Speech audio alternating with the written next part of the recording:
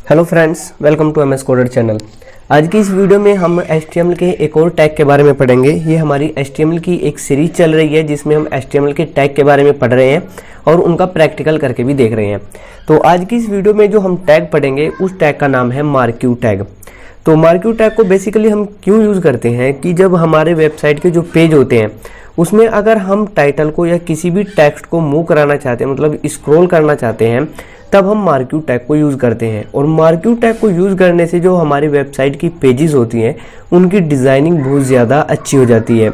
आपने government website में देखे होंगे कि उनकी जो एड्रेस होते हैं, ऑथर की ईमेल होती है, वो नीचे की तरफ क्या करती रहती है, मूव करती रहती है। तो मैं आपको इसका प्रैक्टिकल करके दिखाता हूँ। जैसे पहले मैं यहाँ पर एक हेडिंग ले लेता हूँ H3 करके और इसमें कुछ टेक्स्ट ले लेते हैं, वेलकम टू MS कोडर। मैंने सिंपली यहाँ पर इस टेक्स्ट को अभी ले लिया है, इसमें हमने कुछ भी अप्लाई नहीं किया है, इसको डायरेक्ट हम अभी यहाँ पर करके देखते हैं। तो देखिए ये मुझे इस तरह से सिंपल दिखाई दे रहा है। मैं इसके फ़ॉन्ट को थोड़ा सा यहाँ पर I5 ले लेते हैं हम यहाँ पर, ताकि हमारा जो टेक्स्ट है, जो हमारा आउटपुट है, वो हमें और अच्छी तरह से दिखाई दे और हमें समझ में भी आ जाए। तो यहाँ पर आकर मैं इसको रिफ्रेश करता हूँ तो यहाँ पर देखिए आपको दिखाई दे रहा है welcome to MS coder channel, MS coder. तो मैं चाहता हूँ कि जो वेलकम टू MS कोडर दिखाई दे रहा है ये मूव हो, मतलब इधर से इस तरफ की तरह इधर ऐसे मूव करे, या फिर टॉप से डाउन की तरफ जाए या डाउन से टॉप की तरफ जाए। तब हम क्या करते हैं, देखिए यहाँ पर हम एक टैग यूज़ करते हैं, मार्क्यू टैग। तो मैं आपको मार्क्यू टैग यूज़ करके दिखाता हूँ। मार्क्यू टैग ये इसका टैग होता है और यहाँ पर इसके अंदर कुछ एट्रीब्यूट्स होते हैं। हम सारे एट्रीब्यूट को अभी जानेंगे। तो सबसे पहले हम क्या करते हैं, जिस टेक्स्ट को हम मूव कराना चाहते हैं उस टेक्स्ट को हम मार्क्यू टैग के अंदर लिख लेते हैं।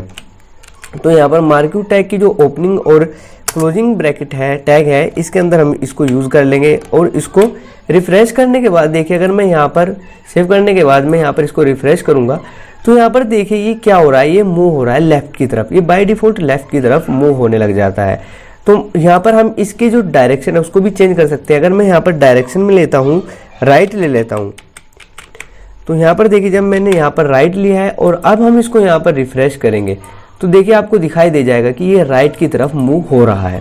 इसी तरह अगर मैं यहाँ पर इसके डायरेक्शन को नीचे की तरफ लेता हूँ, यानी कि डाउन की तरफ लेता हूँ, तो यहाँ पर देखिए हम इसको डाउन की तरफ भी ले सकते हैं। तो मैं इसको यहाँ पर रिफ्रेश करता हूँ तो देखिए नीचे की तरफ मूव होने लग गया है। इसी तरह से अगर हम इसके डायरेक्शन को चेंज करना चाहते हैं ऊपर की तरफ, यहाँ पर हम 4 डायरेक्शन यूज़ कर सकते हैं, left, right, top and down.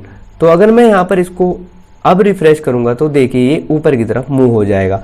तो मैं इसको यहाँ पर लेफ़्ट ही रहने देता हूँ, बाय डिफ़ॉल्ट वैसे भी ये लेफ़्ट रहता है। अगर मैं अब इसको यहाँ पर अगर रिफ्रेश करूँगा तो यहाँ पर आप देखिएगा कि ये लेफ़्ट की तरफ मूव हो रहा है। चलिए अब हम इसके कुछ और एट्रीब्यूट के बारे में समझेंगे। एक इसका एट्रीब्यूट होता है स्क्रॉल अमाउंट।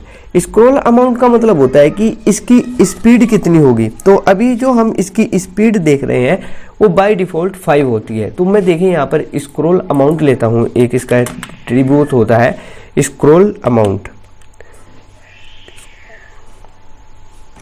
स्क्रॉल अमाउंट,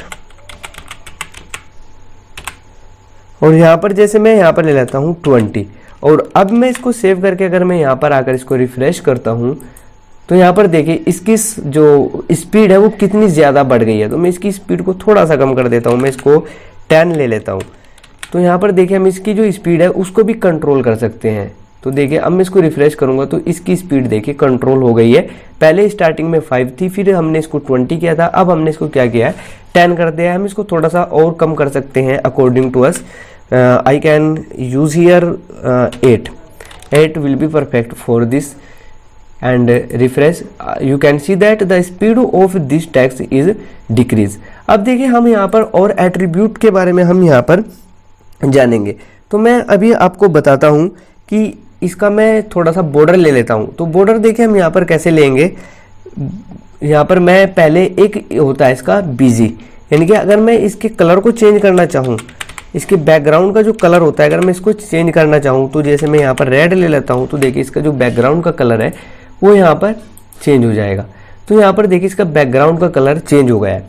अब मैं यहाँ पर इसको अगर विड्थ देता हूँ, अगर मैं यहाँ पर इसको विड्थ देता हूँ, विड्थ भी दे सकते हैं हम इसको, तो मैं यहाँ पर इसको विड्थ दे देता हूँ, विड्थ दे देते हैं हम इसको यहाँ पर 50%। और इसको अब मैं यहाँ पर आकर सेव करूँगा तो यहाँ पर देखिए कि इसकी विड्थ भी यहाँ पर देखिए कितनी रह गई है।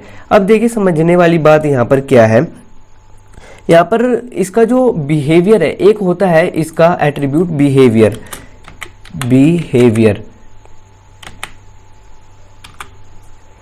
बिहेवियर, और इसके अंदर हम इसका बिहेवियर डाल सकते हैं। तो इसका जो बाय डिफॉल्ट बिहेवियर होता है वो स्लाइड होता है। अगर मैं यहाँ पर देखिए अल्टरनेट करता हूँ इसका बिहेवियर, अल्टरनेट करता हूँ, फिर देखिए इसके बिहेवियर में क्या चेंजिंग आती है, बस आप इसको नोटिस कीजिएगा।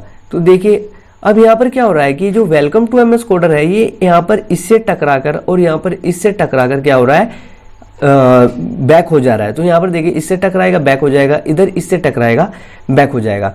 एक यहाँ पर इसका एक और एट्रीब्यूट होता है जिसको बोलते हैं हम लूप। यहाँ पर देखिए मैं इस लेकर दिखा देता हूँ आपको लूप। अब लूप में जैसे मैंने ले लिया है यहाँ पर 3, तो इस 3 का मतलब क्या होगा इसको समझिए आप। तो जैसे मैं यहाँ पर आकर इसको रिफ्रेश करूँगा तो यहाँ पर देखिए, अब देखिए 1 2 3, अब यहाँ पर देखिए ये तीसरी बार क्या हो गया है, रुक गया है। अगर मैं यहाँ पर फिर से इसको यहाँ पर अगर रिफ्रेश करता हूँ तो देखिए 1 2 एंड 3, तो यहाँ पर आकर ये क्या हो जाएगा, रुक जाएगा। ये केवल 3 बार ही मूव करेगा। अब यहाँ पर मैं इसको लूप को हटा देता हूँ। आई थिंक ये आपको समझ में आ गया होगा। यहाँ पर एक और इसका एट्रीब्यूट होता है, मैं इसको अभी बिना उसको यूज़ किए हुए मैं आपको इसको रिफ्रेश करके दिखाता हूँ। तो यहाँ पर देखिए ये जो welcome to MS coder channel है, मैं इसको इसके भी इस एट्रीब्यूट को भी हम यहाँ से हटा देते हैं बिहेवियर को, ताकि जो मैं आपको बताना चाह रहा हूँ वो आपको समझ में आ जाए। तो मैं अब यहाँ पर इसको रिफ्रेश करता हूँ and after refreshing you can see that. देखिए अब जो यहाँ पर welcome to MS coder channel आ रहा है, मैं इसको थोड़ा राइट की तरफ इसका जो डायरेक्शन है मैं उसको क्या कर देता हूँ, राइट कर देता हूँ, ताकि मैं जो आपको समझाना चाह रहा हूँ वो आपको समझ में आ जाए। तो देखिए अब यहाँ पर देखिए राइट कर दिया हमने। तो यहाँ पर देखिए जो वेलकम है वो कहाँ से निकल रहा है, यहाँ से निकल रहा है वेलकम। मैं चाहता हूँ कि वेलकम जो हो वो यहाँ से आए, यानी कि यहाँ से निकले बाहर, यहाँ से निकलता हुआ दिखाई दे। तो उसके लिए हमारे पास एक एट्रीब्यूट होता है, उसको बोलते हैं एच स्पेस। तो यहाँ पर देखिए मैं यहाँ पर यूज करूँगा एच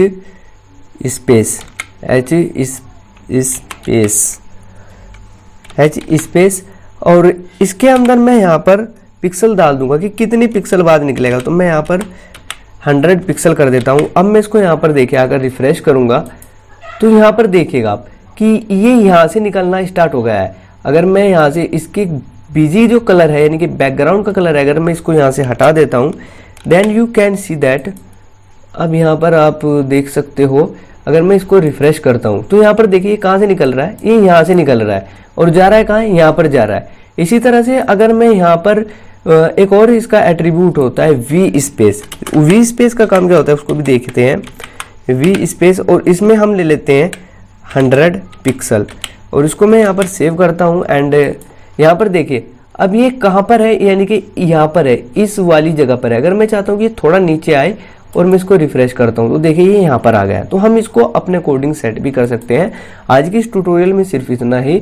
आई थिंक कि आपको ये वीडियो समझ में आया होगा, ये टॉपिक आपको क्लियर हो गया होगा और आपने कुछ नया सीखा हो इस वीडियो से। तो please like, subscribe and comment in this video. Thanks for watching.